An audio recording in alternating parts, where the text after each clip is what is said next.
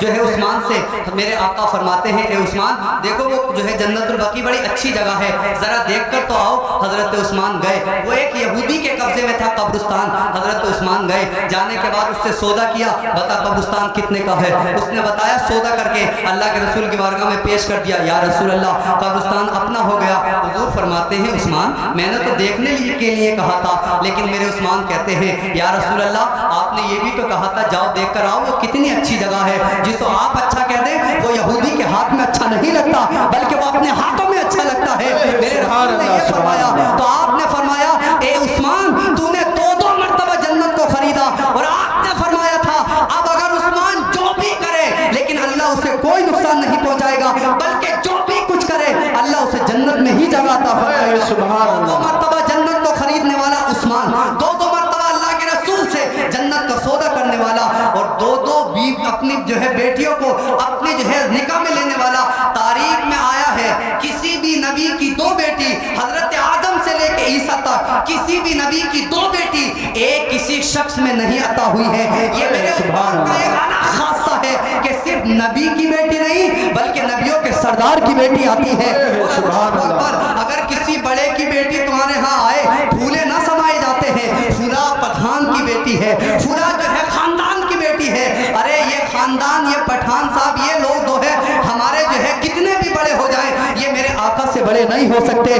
یہ وہ آقا ہے جس کا معاملہ یہ ہے وہ سارے بڑوں سے بڑا ہے، سارے اچھوں سے اچھا ہے۔ اس کی دو بیٹیاں اللہ کے اس پیارے بندے کی نکاح میں آ جاتی ہیں۔ اللہ اکبر۔ میرے امام فرماتے ہیں انہی طرف جو ہے شاعر کی بڑی اچھی طرح میرے امام فرماتے ہیں نور کی سرکار سے پایا دو شعلہ نور کا، ہو مبارک تم کو ذوالنورین، جوڑا نور کا، ہو مبارک تم کو ذوالنورین، جوڑا نور کا۔ اللہ اکبر۔ اس کے بعد آپ کی آخری باتیں یہ چل رہی ہیں، عثمان غنی اتنی سخاوت کرتے ہیں، اس کے بعد اللہ اکبر کبیرہ آپ کی شہادت کا مرحلہ آتا ہے۔ جس طرح آپ کو میں بتانا چاہتا ہوں امام حسین پر ظلم ہوا، امام حسین کو مظلوم قرار دیا گیا، جتنا ان پر پانی بند کیا گیا تھا، جتنا لوگوں کو ان پر ظلم و ستم کیا تھا، ایک جھلک عثمان غنی کی شہادت کو بھی سنیں، ایک جھلک عثمان غنی کی جو ہے بارگاہ میں بھی چلیں۔ حضرت ابو بکر صدیق رضی اللہ تعالی عنہ کا وصال ویسے ہی ہو گیا تھا طبیعت خراب میں، آپ کو کسی نے شہید نہیں کیا۔ اللہ اکبر۔ عمر فاروق اعظم کو نماز میں خنجر مارا گیا تھا، ایک جو ہے فیروز نامی جو ہے شخص نے انہیں شہید کیا گیا، اور حضرت عثمان کو بھی شہید کیا گیا، حضرت علی کو بھی شہید کیا گیا۔ آئے عثمان کی شہادت کیسی ہوتی ہے سنیں، عثمان غنی اس دنیا سے کیسے جاتے ہیں۔ اور ایک اور خاص بات بتاؤں، یہ قرآن شریف جو ہمارے یہاں پر موجود ہے، جو آج ایک کتاب کی شکل میں ہے، جو آج ایک جو ہے اچھی کتاب کی شکل میں ہے، یہ ایسے آیا نہیں ہے اس طرح، یعنی پورا ایک مرتبہ نازل نہیں ہوا، بلکہ یہ آپ نے بھی سنا ہوگا کم و بیش 22 سال میں وقتاً فوقتاً جیسے ضرورت پڑتی رہی ویسے اللہ آیتوں کو نزول کرتا رہا، سورتوں کا نزول فرماتا رہا۔ لیکن یہ جو ہے مطلب قرآن شریف جو ہے کسی صحابی کے پاس کتنا تھا، کسی صحابی کے پاس کتنا تھا، لوگوں نے جو ہے وہاں پر لکھ رکھا تھا، لیکن عثمان غنی نے یہ احسان کیا ہے امت مسلمہ پر، عثمان غنی نے یہ جو ہے احسان کیا ہے، آپ نے اپنی دور خلافت میں سارے قرآن کو ایک جگہ جمع کیا، سارے قرآن کو ایک جگہ جمع کرنے کے بعد آپ نے اس کو تدوین کیا اور آپ نے اس کو مدین کیا، الحمد سے لے کر والناس تک آپ نے اس طرح سے اس کو جو ہے بنایا اور اس طرح سے اس کو جو ہے تخریج کی ہے، اس طرح تدوین کی ہے کہ آج بڑی آسانی سے ہم پڑھتے ہوئے نظر آتے ہیں، آج بڑی آسانی سے ایک جگہ قرآن شریف کی شکل نظر آتی ہے۔ اللہ اکبر کبیرہ۔ ایک جگہ کرنے کے بعد آپ کو جامع القرآن کہا جاتا ہے، کامل حیاء والایمان کہا جاتا ہے۔ آپ بڑے حیا والے تھے، بڑے جو ہے حیا والے تھے، معلوم ہے کتنا حیا کرتے تھے۔ ایک مرتبہ حضور تشریف فرما ہے، ابو بکر آئے حضور سرور کائنات کی بارگاہ میں، ابو بکر آئے تو حضور سرور کائنات تہمن باندھے ہوئے ہیں، تہمن تھوڑا اوپر ہے یعنی پیروں سے تھوڑا اوپر ہے، ہلکی سی پنڈلیاں نظر آتی ہیں، آپ ایسے آرام کرتے رہے۔ عمر آئے، آپ ایسے آرام کرتے رہے۔ حضرت عثمان نے جب دستک دی فرمایا کون؟ عثمان آیا ہے آپ سے ملنے کے لیے۔ حضور بیٹھ گئے، بیٹھنے کے بعد اپنے تہمن کو صحیح کیا۔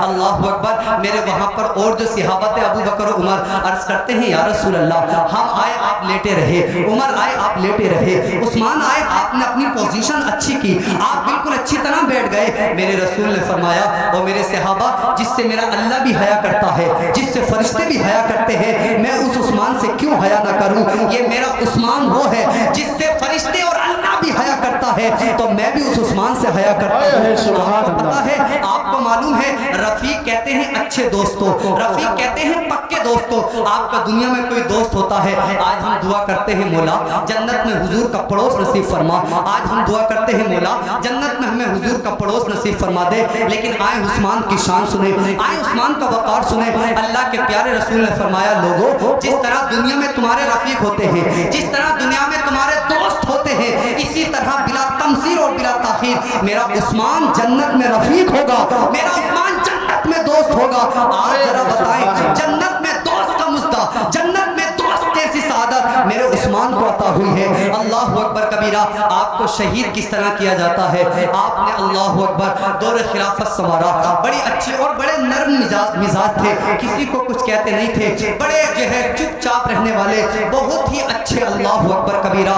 عثمان غنی, ان کا لقب غنی پڑ گیا. میں دعا کرتا ہوں اللہ ہمیں دولت دے, عثمان جیسی دولت عطا کرے, ہمیں دولت دے تو عثمان جیسا دل بھی عطا کرے, ہمیں دولت دے عثمان جیسا جگر بھی عطا کرے. یہ عثمان ہیں جیسے رسول کا نام آتا اپنا من دھن قربان کرتے, یہ عثمان ہیں اپنے لیے کچھ کرتے یا نہ کرتے, رسول کے لیے اپنا سب کچھ قربان کرتے.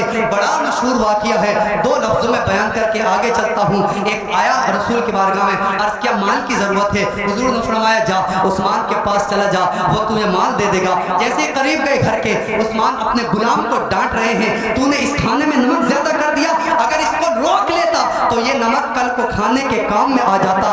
نمک کیا حیثیت اور مقام کیا ہوتا ہے, نمک کوئی زیادہ مقدار میں نہیں ملتا. اللہ اکبر. اس نے کہا یار میں تو بڑا مال لینے آیا تھا اور یہ اپنے غلام کو چھوٹے سے نمک کے لیے ڈانٹ رہے ہیں, مجھے اتنا مال کیسے دے سکتے ہیں؟ آ گئے واپس. حضور نے فرمایا گئے نہیں, حضور میں گیا نہ, میری ہمت نہ پڑی. حضور نے دوبارہ پھر حکم فرمایا جاؤ عثمان سے لے کر آؤ اور اپنی ضرورت کو پورا کر لو. پھر گئے حضرت عثمان, پھر دوسرے غلام کو ڈانٹ رہے ہیں, تم نے چراغ میں تھوڑی سی یہ بتی آگے کو کر دی, اس میں تیل زیادہ جل رہا ہے, اگر تو یہ نیچے رہنے دیتا کل کو تیل کام میں آ جاتا, یہ تیل کم خرچ کرتا کل کو یہ کام میں آ جاتا. پھر ہمت نہ پڑی, یار اتنا لینے جا رہا ہوں, اور یہ عثمان غنی چھوٹی چھوٹی باتوں پر غلام کو ڈانٹتے ہیں. اللہ اکبر. تیسری مرتبہ حضور نے حکم فرمایا جاتے کیوں نہیں؟ جب گئے جو بھی ہوگا دیکھا جائے گا, رسول نے بھیجا ہے, چلے گئے. جیسے گئے عرض کی اے میرے عثمان, مجھے میرے محبوب نے بھیجا ہے, میرے آقا اور آپ کے آقا نے بھیجا ہے, کیوں آئے ہو؟ حضرت عثمان کی بارگاہ میں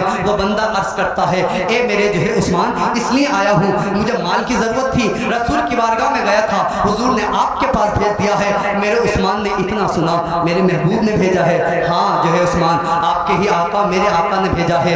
سارے خزانوں کی کنجیاں, سارے خزانوں کی چابیاں دے کر اس کو جو ہے ہاتھ میں تھما کر سارے خزانوں کے سامنے بیٹھا دیا, کھڑا کر دیا.